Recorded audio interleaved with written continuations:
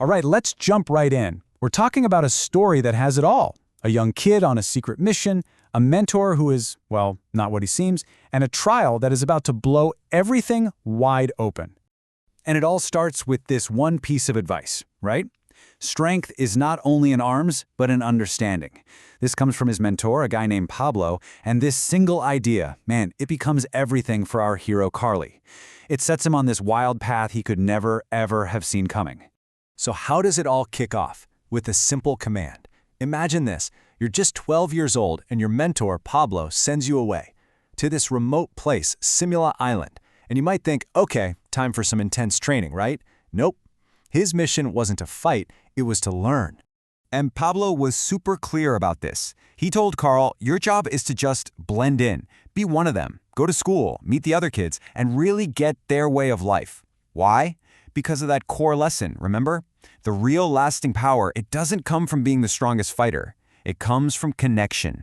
So what does he do? Well, for the next 4 years, Carlisle's life is completely normal, intentionally normal. You could even say deceptively normal. He's basically a secret, hiding right there in plain sight. Yeah, he just lived this super low-key life, made a couple of friends, became just another kid in the village.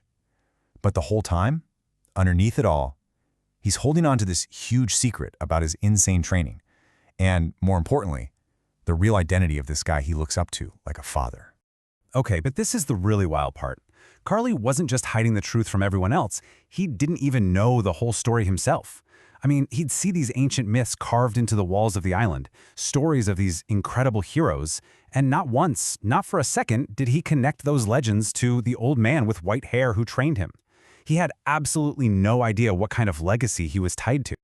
But that all changes. On his 16th birthday, boom, the quiet years are over. Suddenly, this whole other world of ritual, of conflict, of destiny, it's all laid bare. Pablo gets back in touch, and this time, the message is serious. He says the time has come. Carla needs to get ready for something called the Mahalima Challenge. And this isn't just some local tournament, okay? We're talking about a legendary annual battle where the winners get to rule the entire archipelago for a whole year. The stakes are huge. So you're probably wondering, how do they even pick their champions? Well, Simula is split into 5 totally different villages, and each one brings something unique to the table. You've got the traders and diplomats from Aplaya Cove, the brilliant artisans from Ironwood Grove, the toughest nail survivors from Myers Edge. Each village has its own flavor, its own strength. But before they can face their rivals from Wakas, they have a big problem to solve first. They need to pick their team. And the way they do it? A brutal, grueling trial for the island's youth. The setup is pretty straightforward, but man, it is intense. All the best young fighters go head-to-head in one-on-one duels. You win by taking your opponent down or making them give up. Every win gets you points, and when the dust settles, only the 5 with the highest scores make the team. Simple as that. So picture this. 25 of the absolute best young warriors on the island step into the arena. That's 5 from each village. Think about those odds. 25 people fighting for just 5 spots.